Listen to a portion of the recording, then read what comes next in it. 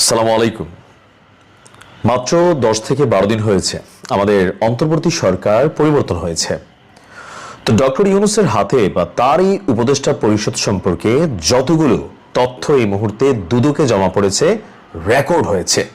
তো আমরা যখন দুদকে এই ইউনূস সরকার বা তার উপদেষ্টাদের বিরুদ্ধে যখন এই অভিযোগ দেখলাম, তখন আমাদের অনেকের কাছে মনে হলো যে আসলে এটা কি সত্য নাকি জাস্ট একটা রিউমার সরকার পরিবর্তনের পর। কিন্তু যারা মনে করছেন যে না ভাই এগুলো রিউমার, তাদের জন্য আজকের এই ভিডিওটা দিচ্ছি।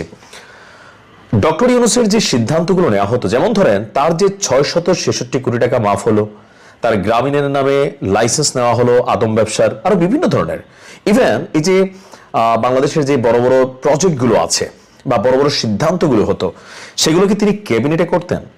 বাংলাদেশের রাষ্ট্রীয় সিস্টেম অনুযায়ী যখন কোনো সিদ্ধান্ত নেওয়া হয়, সেটা একটা সরকার যখন ক্ষমতায় থাকে একনেক বা মন্ত্রিসভায় গৃহীত হয়, অথবা ক্যাবিনেটের মধ্যে আলাপ আলোচনা, যাচাই বাছাই, ভালো মন্দ সবকিছু নির্ধারণ করে তারপর প্রজেক্টটা হাতে নেওয়া হয়। কিন্তু ডক্টর মোহাম্মদ ইউনূস আসলে কিভাবে সিদ্ধান্তগুলো নিতেন?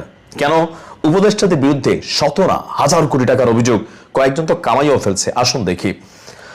ডক্টর ইউনূস সরকারের বড় বড় সিদ্ধান্তগুলো ক্যাবিনেটে নেওয়া হতো না। কোথায় নেওয়া হতো? ক্যাবিনেটের বাইরে। আর এই তথ্য কে দিয়েছেন? এই বিস্ফোরক তথ্য দিয়েছেন অন্তর্বর্তী সরকারের সাবেক উপদেষ্টা ব্রিগেডিয়ার অবসরপ্রাপ্ত এম শাখাওয়াত হোসেন, যিনি প্রথমে স্বরাষ্ট্রমন্ত্রীর দায়িত্ব নেওয়ার পর তিনি যখন বিষয়গুলো নিয়ে নানান কথাবার্তা বললেন, তখন জুলাই যোদ্ধারা বা যারা বিভিন্ন ধরনের ঘটনার সাথে কানেক্টেড, তারা রাতারাতি তাকে সরানোর কথা বললেন আওয়ামী লীগ ইস্যুতে একটা মন্তব্যের পর। এরপরে তিনি নৌ মন্ত্রণালয়ের যে দায়িত্ব সম্ভবত ওইটা পালন করেছেন। তো আমাদের এই শাখাওয়াত হোসেন তিনি বলছেন যে ডক্টর ইউনূস সরকারের ক্যাবিনেটে বা ইউনূসের পছন্দের বাহিরে কেউ যদি কথা বলতো, সেখানে যারা প্রভাবশালী ছিল, ভিন্নমত যদি কেউ পোষণ করত, তাহলে তাদের মতামত সাধারণ ছোটখাটো বিষয়ে সীমাবদ্ধ রাখা হতো। অন্তর্বর্তী সরকারের দায়িত্ব ছাড়ার পর একটি বেসরকারি টেলিভিশনকে এমন বিস্ফোরক তথ্য দিয়েছেন শাখাওয়াত হোসেন। তিনি বলছেন, আমরা যারা দ্বিমত করেছি এই সরকারের সিদ্ধান্ত গ্রহণের বেলায়, সেগুলো ছোটখাটো বিষয় ছিল, যেমন সূচিবাদ দেওয়া ইত্যাদি। দুর্ভাগ্যজনকভাবে বড় সিদ্ধান্তগুলো ক্যাবিনেটে নেওয়া হতো না, এগুলো ক্যাবিনেটের বাইরে আলোচনা হতো। সব সরকারেরই একটি কিচেন ক্যাবিনেট থাকে, এমন মন্তব্য তিনি শুনেছেন। তবে সেখানে কারা ছিলেন তিনি জানেন না। অর্থাৎ তিনি বলছেন যে আমি দ্ব্যর্থহীনভাবে বলতে চাই যে আমি সেখানে ছিলাম না, তার মন্তব্য। এখন প্রশ্ন হচ্ছে, কাদেরকে নিয়ে ডক্টর ইউনূস এই বড় বড় সিদ্ধান্তগুলো নিত? যেমন ধরেন চট্টগ্রাম বন্দর দেওয়ার বিষয়ে যে সিদ্ধান্ত ছিল, আরো এরকম মার্কিন যুক্তরাষ্ট্রের সাথে বেশ কিছু সিদ্ধান্ত ছিল। ডক্টর ইউনূসের এই সিদ্ধান্তগুলো কারা নিত?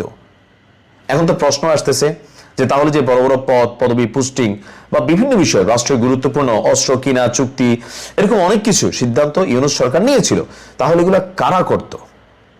তার বক্তব্য হচ্ছে, হয়তো ওই মনোভাবের লোক আমি ছিলাম না, তারা ধরে নিয়েছে আমি তাদের সঙ্গে একমত হতে পারবো না। যারা এসব করেছে তারা পরিচিত, আমি শুধু নাম শুনেছি, তারা আমার সহকর্মী ছিলেন।